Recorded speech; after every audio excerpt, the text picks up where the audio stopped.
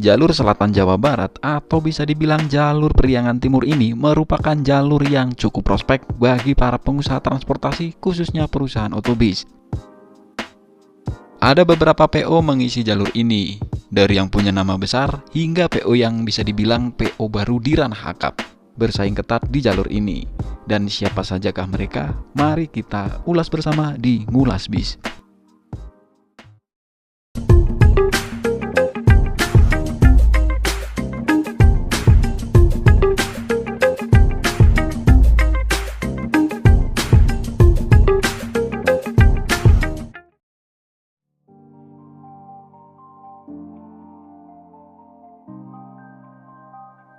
Siapa yang gak kenal dengan PO yang satu ini? PO raksasa yang merupakan anak perusahaan dari Mayasari Group ini telah berdiri sejak tahun 1991, di mana trayek awalnya sebenarnya bukan berada di jalur ini, melainkan di trayek Bogor-Tangerang.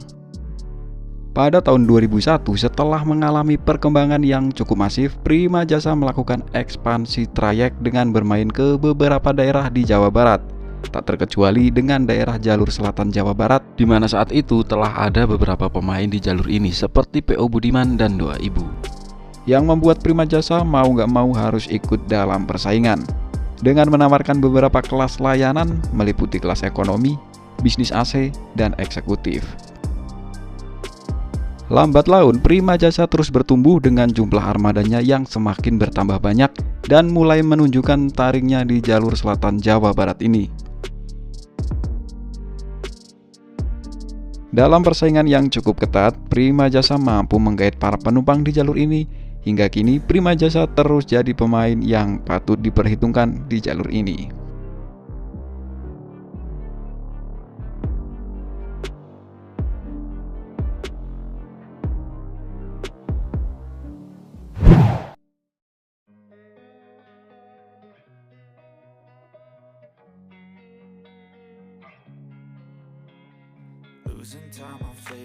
Doa Ibu juga termasuk dalam satu grup yang sama dengan Prima Jasa, yaitu Mayasari Group.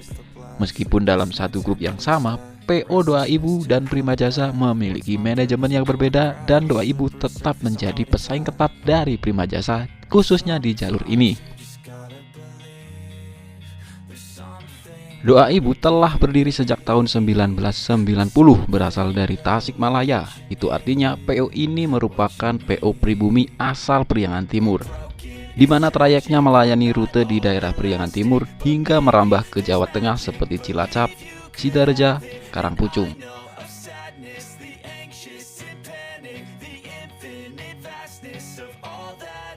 Doa Ibu mampu menempel ketat dua jagoan jalur selatan, yaitu PO Budiman dan PO Prima Jasa. Dan Doa Ibu telah memiliki pelanggan setianya di jalur ini. Eksistensinya di jalur ini terus terjaga. Hingga saat ini, PO Doa Ibu masih menjadi salah satu PO yang patut diperhitungkan di jalur ini.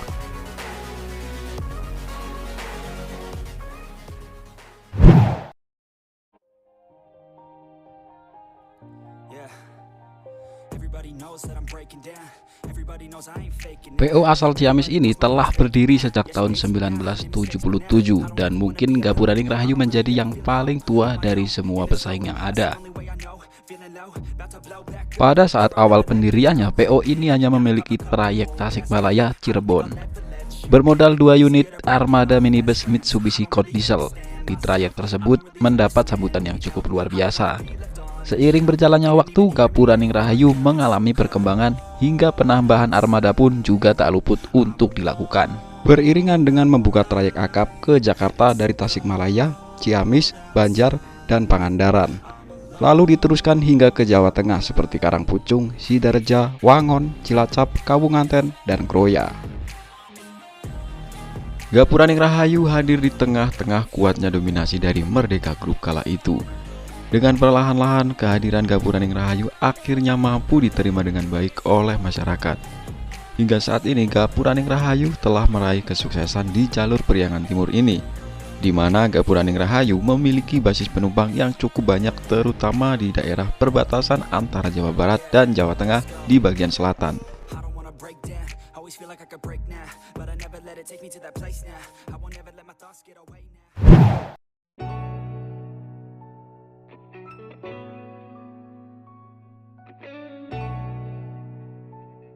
Mungkin Sumber Jaya menjadi PO yang paling muda dari para pesaingnya di jalur ini. PO asal Ciamis yang berdiri pada tahun 2015 ini bermula dari bis pariwisata.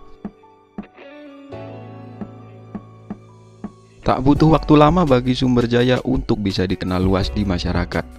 Usaha pariwisatanya berkembang pesat dengan armadanya yang sering digunakan untuk ziarah, catering, studi tour, dan lain-lain. Jadi nggak heran kala itu kita sering melihat armada PO ini di setiap studi tour, khususnya di kota-kota pariwisata seperti Jogja dan Bali. Setelah sukses bermain di ranah pariwisata, Sumber Jaya mulai mencoba bermain di ranah akap dengan beberapa trayek yang dimiliki, yaitu dengan keberangkatan dari beberapa kota di Periangan Timur seperti Tasik, Ciamis, Kawali, Banjar, Pangandaran ke wilayah Jabodetabek. Meski terbilang baru sebagai perusahaan otobus, namun Sumber Jaya sudah langsung populer dan banyak diminati oleh masyarakat. Bahkan ekspansi trayeknya menembus ke Pulau Sumatera hingga ke Lampung dan Palembang, di mana pemain lainnya belum sampai ke sana.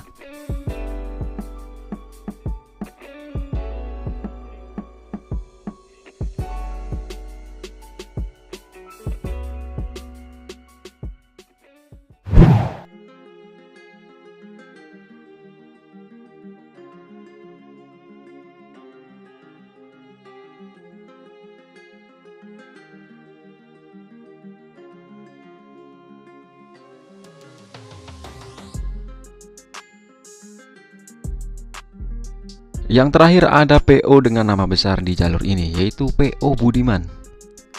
Kawasan selatan Jawa Barat merupakan kandang dari PO ini. PO asal Tasikmalaya ini telah berdiri sejak tahun 1992. Pada awal kemunculannya, PO Budiman hanya melayani rute lokal Priangan Timur saja, seperti Tasik dan Ciamis, dengan bermodal 4 unit armada Mercedes-Benz seri OF 1113.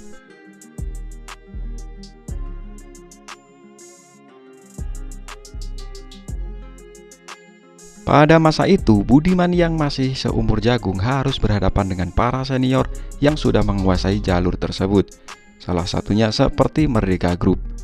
Namun tekad yang kuat serta berani, Budiman berhasil bersaing dengan lawan-lawannya tersebut meskipun munculnya paling belakangan.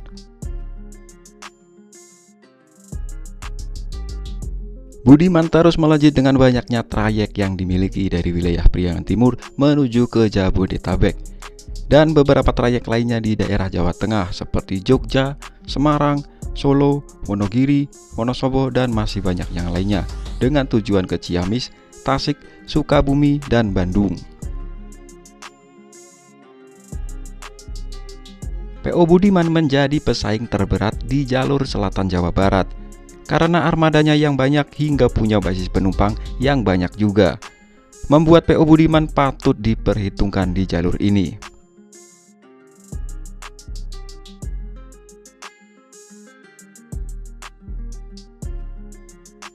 Dari beberapa PO tadi tentu telah punya market strateginya masing-masing. Dan di dalam sebuah usaha transportasi tentu ada yang namanya persaingan. Ada yang sukses dan berkembang, ada juga yang kalah dalam persaingan. Itulah resiko yang harus diterima dari usaha transportasi bis. Semoga mereka yang bersaing selalu bersaing secara sehat dan sportif. Dan sampai di sini dulu episode Ngulas Bis kali ini. Makasih buat yang udah nonton. Wassalamualaikum warahmatullahi wabarakatuh.